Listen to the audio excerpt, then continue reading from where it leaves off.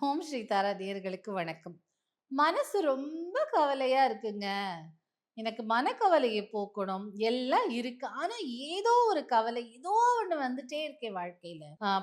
பணத்த பார்த்தா உடம்புக்கு போது, உடம்பு பார்த்தா வீட்ல நிம்மதி இல்ல, சண்டை போட்டுக்கிறாங்க. அம்மாக்கும் பொண்டாட்டிக்கும் சண்டை வருது. இல்ல என் புருஷனுக்கும், அண்ணனுக்கும் தம்பிக்கும் சண்டை வருது. இல்ல சில இடத்துலலாம் அப்பா பையனுக்கு சண்டை வருது.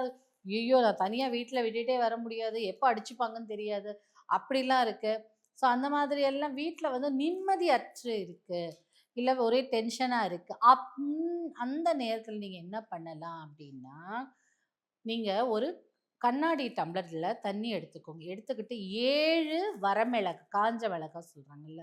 அதை எடுத்து ஓப்பன் பண்ணி அந்த விதைகளை அந்த தண்ணீல போட்டு உங்க தலைய 7 முறை சுத்துங்க. சுத்திட்டு வீட்டுக்கு வெளியில கொண்டு போய் கொட்டிட்டு வந்துருங்க.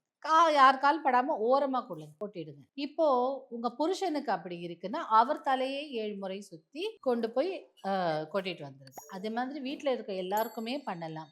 அப்போ வீட்டுல அனாவசியமான பிரச்சனையினால நிம்மதி இழக்கிறதும், டென்ஷன் ஆறதும், இல்ல அ நல்லா பேசிட்டே இருந்தாங்க. திடீர்னு சண்டை வந்துருச்சுங்க.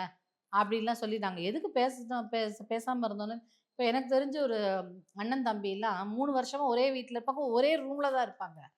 அதுவும் இந்த பக்கம் இவன் படுத்துப்பான், அந்த பக்கம் அவன் படுத்துப்பான். ஆனா பேசி 3 வருஷம் ஆச்சுன்னு சொல்லுவாங்க. "எதுக்காகடா சண்டை போட்டீங்கன்னு?" கேட்டா, "தெர்ல ஞாபகமே இல்ல" அப்படின்னு சொல்லிருவோம். எதனால சண்டை போட்டோன்னே தெரியல. ஆனா பேசாமலே அப்படியே அவங்க வாழ்க்கை போயிருக்கும். ஸோ அந்த மாரி அப்ப அந்த வீட்ல இருக்க அம்மாக்கு எப்படி இருக்கும் யோசிச்சு பாருங்க. இல்ல அப்பாக்கு எப்படி இருக்கும்? நம்ம பெத்த 2 பசங்களும் இப்படி சண்டை போட்டுக்குதுங்க, பேசாம இருக்குதுங்க. அந்த மாதிரி எல்லாம் மனக்கவலை இருக்கும்போது, இந்த மாரி அப்ப அந்த பையனுக்கும் 2 பையனுக்கும் தலையில சுத்திட்டு, வீட்டுக்கு வெளியில கொண்டு போய் கொட்டிட்டு வரும்போது, அனாவசிய பிரச்சனைகள், தேவையற்ற பிரச்சனைகள்லாம் வீட்ல இருந்து போய், இப்போ பிரச்சனைன்னா மனசு நிம்மதி இல்லாம தானே தவிப்போம்.